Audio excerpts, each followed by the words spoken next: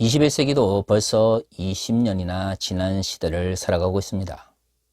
과거 20세기에 신학을 공부할 때에는 과연 21세기에 어떤 시대가 열릴지에 대하여 고민을 많이 했었습니다. 한 가지 확실한 것은 과거 제가 생각했던 21세기의 한국 사회의 모습과 지금의 모습은 굉장히 다르다는 것입니다. 더구나 코로나19와 같은 팬데믹의 시대를 지나면서 한국 사회와 한국 문화에 대한 세계인의 관심이 늘어나고 있습니다. 아마 이 모든 문화적인 힘에 대해서는 20세기를 살면서 21세기 한국 사회를 꿈꾸었던 그 어느 누구도 감히 예상하지 못했을 것입니다. 미래라는 것이 참 알 수가 없는 것 같습니다. 그래서 미래를 준비한다고 하는 것이 쉽지 않은 것 같아요. 불과 3년 전만 하더라도 코로나 팬데믹이 전 세계를 덮칠 거라는 생각을 어느 누구도 하지 못했기 때문입니다. 그럼에도 불구하고 사람들은 언제나 미래를 준비해 나아가려고 합니다. 왜냐하면 준비되지 않은 미래가 닥쳤을 때 많은 이들이 힘들어하고 때로는 자신의 존재의 기반이 흔들리기 때문입니다. 저는 한국 문화가 세계 속에서 주목을 받고 인정받는 모습을 볼 때마다 기분이 참 좋습니다.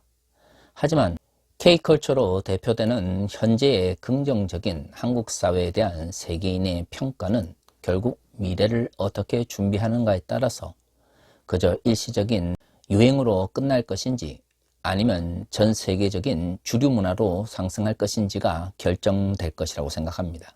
우리가 K컬처의 미래를 꿈꿀 때 반드시 기억해야 되는 것은 긍정적 측면뿐만 아니라 부정적 측면입니다. 왜냐하면 K컬처를 만드는 사람들이 거기에 있기 때문이죠. 문화의 힘은 결국 사람에 대해서 어떻게 평가하고 어떻게 대하느냐가 더 중요합니다. 사실 한국의 K컬처를 가장 먼저 알린 것은 K-팝입니다. 흔히 아이돌 그룹으로 대표되어지는 이 K-팝 같은 경우에 한국 사회뿐만 아니라 전 세계에서 주목을 받고 있습니다. 하지만 K-팝은 단순한 문화 상품이 아니죠. 앞에서 말씀드린 것처럼 그것은 사람들이 움직이는 것입니다. 지금까지 한국 사회에서 K-팝에 대한 것은 돈을 얼마나 많이 버는지, 전 세계적으로 한국에 대한 긍정적 이미지를 얼마나 심어주고 있는지에 집중되어 왔습니다. 하지만 한 사회의 문화가 전 세계로부터 긍정적 평가를 받으려면 긍정적인 결과뿐만 아니라 어두운 이면에 대해서도 고민하며 그 문제를 해결하기 위해서 노력해야 합니다. 과거의 통계를 보면 연습생으로 들어갈 수 있는 퍼센테이지가 아이돌이 되기를 원하는 사람들 중에 1%라고 들었습니다. 그 연습생 중에서 0.1%만이 실질적으로 K-팝 그룹으로 데뷔한다고 하더군요. 1년에 데뷔하는 K-팝 그룹이 60에서 70개 그룹이라고 들었습니다.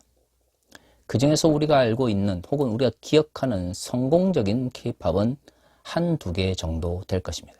어떤 분들은 K-팝 그룹의 성공을 0.001%의 성공이라고 규정하더군요. 문제는 그 0.001%에 들어가지 못하는 이들도 하나의 상품이 아니라 사람들이라는 것입니다. K컬처의 가장 큰 문제는 그렇게 사라져가는 이들이 너무나 어린 나이에 데뷔해서 자신의 역할이나 자신의 능력을 제대로 발휘하지 못한 상태에서 사라진다는 것이죠. 어떤 분들은 그런 이야기를 하시더라고요. 연예인이 되고 싶어 하고 연예인으로 성공하고자 하는 마음 역시도 개인의 욕망의 표현이고 개인의 결단이기 때문에 그것을 사회적으로 어떻게 해볼 수는 없다라고 말이죠. 하지만 다른 영역들에 비해서 한번 실패하거나 자신이 원하는 목적을 이루지 못할 경우 20대가 되기 전에 사회로부터 버림을 받게 되는 이러한 환경은 결코 건강한 환경이라고 말할 수가 없습니다. 저는 한국 사회가 경쟁을 통해서 지금까지 성장해 왔다는 것을 부인하지는 않습니다. 그토록 어두운 한국의 현대사 속에서 어떻게 지금의 21세기 한국 사회가 이루어졌겠습니까? 결국에는 그만큼 치열한 경쟁과 수없이 많은 이들의 눈물과 땀이 있었기 때문에 지금의 한국 사회가 있는 것이죠. 그런 의미에서 경쟁을 너무나도 자연스럽게 받아들이는 한국 사회의 문화를 저는 전적으로 부정할 생각은 없습니다. 하지만 한국 사회 구성원들이 일반적으로 가지고 있는 의식이 반드시 올바른 것이다라고 볼 수는 없는 것이죠. 더구나 그리스도인들은 세상 사람들이 그저 옳다라고 생각하는 가치관을 무조건적으로 따라가는 것이 하나님 나라의 백성으로서 살아가는 삶이 아니라는 것을 알 수 있습니다. 그럼에도 불구하고 한국교회는 지금까지 한국 사회가 일반적으로 혹은 주류적으로 생각하는 그러한 생각들에 편승하여 기독교적 가치가 무엇인지에 대해서는 크게 고민하지 않았던 것이죠. 한국 사회가 끊임없이 경쟁을 강요하고 그러한 그 경쟁 속에서 성공한 이들을 향하여 신화를 만들고 혹은 우상화하는 경향이 있다고 해서 한국교회마저 그런 식으로 따라간다면 과연 교회가 세상과 구분되는 가치가 무엇이 있겠습니까? 그저 예수를 팔아 먹고 사는 종교인들의 집단일 수밖에 없는 것이죠. 저는 교회가 적어도 한국 사회의 어두운 면에서 고통받고 있는 자들의 눈물에 집중하고 그들의 목소리에 귀를 기울여야 된다고 생각을 합니다. 오늘 우리가 읽은 본문의 말씀은 바울이 고린도 교회를 향하여 연보에 대한 이야기를 풀어내고 있는 본문입니다. 오늘 고린도후서 8장 1절부터 8절까지의 말씀을 읽었습니다마는 실질적으로 고린도후서 8장과 9장은 가난한 자들에 대한 연보에 대한 이야기가 집중되어 있습니다. 사실 한국교회만큼 헌금을 강조하는 기독교 공동체도 그렇게 흔치 않을 것입니다. 때로는 교회의 존재 목적이 헌금을 거두기 위한 것인지 아니면 하나님 나라의 가치를 이 땅에 선포하고 실현하기 위한 것인지가 헷갈릴 정도로 한국교회는 헌금의 문제에 민감하고 또한 자주 강조합니다. 하지만 성경에서 말하고 있는 헌금, 이것이 어떤 의미를 가지고 또한 초기 기독교 공동체 속에서는 어떻게 헌금이 사용되었는지에 대해서는 제대로 관심을 가지지 않는 경향이 있습니다. 오히려 오늘의 본문은 많은 목사님들에 의해서 설교 시간에 교회의 많은 재정을 감당하기 위하여 성도들을 억압하거나 협박하는 본문으로 사용되었습니다. 하지만 과연 오늘의 본문이 그런 의미일까요? 바울은 오늘 우리가 읽은 고린도후서 8장 1절과 2절에서 이렇게 이야기합니다. 형제들아, 하나님께서 마게도냐 교회들에게 주신 은혜를 우리가 너희에게 알리노니 환난의 많은 시련 가운데서 그들이 넘치는 기쁨과 극심한 가난이 그들의 풍성한 연보를 넘치도록 하게 하였느니라. 나중에 고린도후서 9장을 읽어보시면 알겠지만 바울이 결국 고린도 교회에 말하고 싶은 것은 가난한 자들을 위하여 미리 연보를 준비하라라고 하는 것입니다. 연보라고 하는 것은 결국 가난한 자들을 돕기 위한 헌금을 이야기하는 것인데요. 그 이야기를 하기 전에 오늘 우리가 읽은 본문에서 바울은 마게도냐 교회에 대해서 먼저 이야기합니다. 오늘 우리가 읽은 본문의 말씀에서 나타나고 있는 것처럼 마게도냐 교회 사람들은 가난한 가운데서도 가난한 자들을 위한 연보, 즉 헌금에 최선을 다했다는 것을 알 수가 있는 것이죠. 그렇습니다. 우리가 읽은 그리고 흔히 교회에서 많이 선포되는 헌금과 관련된 이 본문은 기본적으로 헌금의 목적이 정해져 있습니다. 21세기 한국교회처럼 건물을 짓기 위해서나 좋은 자동차나 집을 주기 위해서가 아니라 기본적으로 가난한 자들을 위한 헌금, 즉 연보를 위해서 바울이 이야기를 꺼낸 것이죠. 바울은 가난한 사람들을 위해서 돕는 헌금이 많은 이들에 의해서 모아지는 것을 긍정적으로 평가합니다. 그러면 바울은 왜 마게도냐 교회 사람들에 대해서 먼저 이야기를 꺼냈을까요? 우리가 지금까지 살펴본 것처럼 고린도 교회는 여러 가지 어려운 가운데 있는 교회였습니다. 그것이 내부적 요인인지 외부적 요인인지는 정확하게 알 수 없지만 고린도 후서는 적어도 고린도 교회가 어려운 가운데 있을 때 바울이 쓴 것입니다. 하지만 고린도라고 하는 도시는 기본적으로 풍요로운 도시였습니다.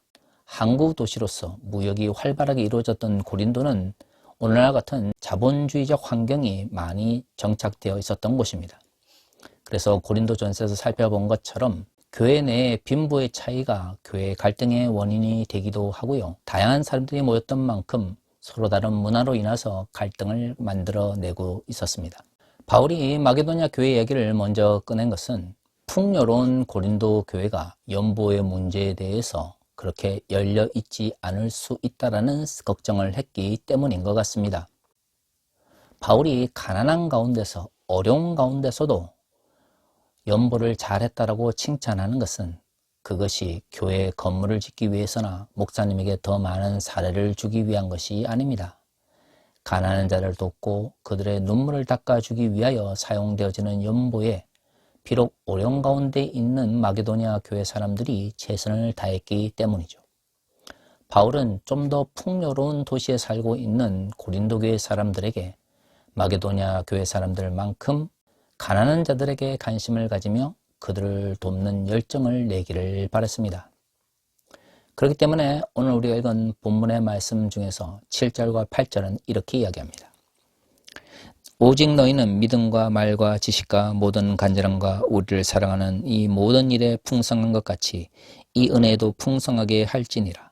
내가 명령으로 하는 말이 아니요 오직 다른 이들의 간절함을 가지고 너희의 사랑의 진실함을 증명하고자 함이로라.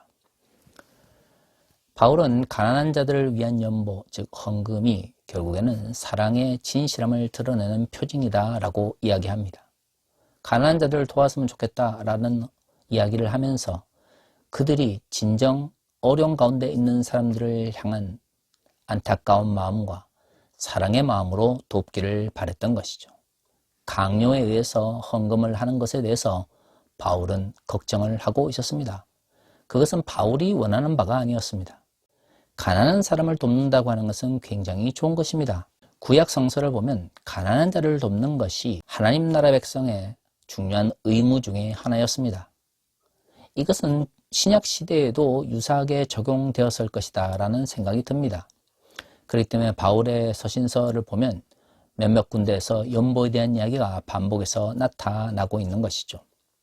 그럼에도 불구하고 바울은 가난한 자를 돕는 헌금, 즉 연보가 강요나 억압에서가 아니라 사랑에 의해서 모아지기를 바랬던 것입니다. 참 재밌는 것은 한국교회에서 헌금을 이야기할 때 오늘의 본문을 문자적으로 해석하시는 분들이 참 많은데요. 이분들은 가난함에도 불구하고 헌금을 많이 내야 된다라고 하는 것은 문자적으로 강조하면서 헌금이 강요나 억압이 아니라 사랑의 진실함에 기반해서 모아져야 된다는 것은 말하지 않는 것 같습니다. 그래서 한국교회가 비판을 받고 많은 이들이 헌금으로 인하여 교회를 떠나는 일이 발생하는 것 같아요. 누누이 말씀드리지만 저는 교회가 기본적으로 운영되기 위해서 필요한 물질적인 토대를 부정하지는 않습니다. 많은 분들이 초기 기독교 공동체의 사역자들 이야기하면서 이중직에 대한 이야기를 하십니다. 저도 이중직 사역에 대해서 긍정적으로 생각하고 또한 보수적인 교단일수록 이 문제에 대해서 좀 더 적극적으로 나서야 된다고 생각합니다. 하지만 복음을 전했던 자들이 일하는 것에 대해서 문자적 해석을 하는 것에 대해서는 좀 생각해 볼 필요가 있습니다. 먼저 초기 기독교 공동체에서 그리스도인들의 모임은 그리스도인들 중에 한 명 중 여러 사람이 모일 수 있는 집에서 이루어졌습니다. 지금처럼 교회 건물을 짓거나 아니면 세금을 낼 필요가 없고 유지비가 따로 들어가지 않았던 것이죠. 그럼에도 불구하고 개인이 가지고 있던 경제적 토대가 있었기 때문에 모일 수 있었던 것이고 또한 그 집을 유지하기 위해서 개인이 일을 했던 것이죠. 또한 교회 운영비는 각자가 마련했습니다. 가장 중요한 성찬의 경우 그 교회에서 모이는 사람들이 각자 먹을 것을 가져왔던 것이죠. 고린도전서에서 발생했던 빈부의 문제가 성찬의 문제로 이어졌던 것은 바로 이처럼 초기 기독교 공동체에서 교회 운영을 각자가 왔기 때문입니다. 그렇기 때문에 바울은 혼자만의 먹을 것과 생활비를 벌면 됐던 것이죠. 그래서 자비랑 선교를 했던 것입니다. 만약에 오늘날에도 초기 기독교 공동체처럼 문자적으로 자비랑의 문제를 이야기를 하려면 적어도 목사나 사역자가 교회 건물에 월세를 내거나 혹은 유지비를 내지 않도록 성도들이 준비를 해줘야 합니다. 더구나 교회 운영을 위해서는 각각 성도들이 개별적으로 그것을 해결해야 하는 것이죠. 사실 이러한 문제들은 해결하지 않은 상태에서 목회자들이 자비량을 통해서 교회를 유지해야 된다고 말하는 것은 이중직이나 자비량 선교에 대해서 긍정적으로 생각하는 사람의 입장에서도 성서 해석학적인 문제가 있습니다. 이중직 사역과 자비량 선교를 저는 긍정적으로 생각합니다마는 현재 한국교회에서 이루어지고 있는 이중직과 자비량 선교에 대한 논의 중에서 가장 문제는 뭐냐면 왜 교회는 정해져 있는데 무한정으로 목회자들이 쏟아져 나오고 있느냐는 것입니다. 각 교단들이 교세를 유지하기 위해서 목회자들이 사역할 수 있는 공간이 없음에도 불구하고 마구잡이로 신학생들을 모으고 그들을 교육해서 목사 안수를 주고 있는 것이죠. 교단 내의 구조적인 문제나 가치 왜곡의 문제는 다루지 않고 그저 목회자들이 사역할 곳이 없으니까 스스로 돈을 벌어서 어려운 가운데서도 목회를 해라 라고 하는 것은 교단이 취하고 있는 가장 무책임한 행태입니다. 이러한 문제가 함께 고민되어야 하는 것이죠. 하지만 오늘의 본문에서 우리가 좀 더 고민해야 하는 것은 가난한 자들을 위한 연보라 할지라도 억압이나 강요가 아니라 사랑의 진실함으로 다가갔다라는 것입니다. 왜 문자적으로 헌금이 중요하다, 문자적으로 가난한 가운데서도 연보를 해야 된다라고 강조를 하시는 분들은 왜 강요나 억압이 아니라 사랑의 진실함으로 헌금을 하는 것에 대해서는 말씀을 하지 않을까요? 바로 이 부분이 한국교회의 가장 큰 문제입니다. 그러면 교회가 필요한 운영에 관련된 물질적 토대는 어떻게 마련할 것인지에 대해서 이야기를 나누어야 되지 않겠습니까? 한국교회는 이러한 실질적인 문제에 대해서는 이야기를 나누지 않습니다. 자본주의 사회에서 고정 지출과 운영비를 상쇄할 수 있을지에 대하여 실질적인 고민들을 해야 되는데요. 이러한 이야기는 전혀 꺼내지 않으면서 헌금과 봉사를 강요하고 그것을 통해서 교회가 유지되기를 바라는 것이죠. 왜 한국교회가 기독교적 이단들과 구분되지가 않습니까? 모든 것이 하나님의 이루로 이루어지는 강요와 억압에 의해서 교회가 유지되기 때문입니다. 고린도전서 9장 6절에는 이런 말씀이 있습니다. 이것이 곧 적게 심은 자는 적게 거두고 많은 심은 자는 많이 거둔다 하는 말이로다. 각각 그 마음에 정한 대로 할 것이요 인색함으로나 억지로 하지 말지니 하나님은 즐겨내는 자를 사랑하시느니라.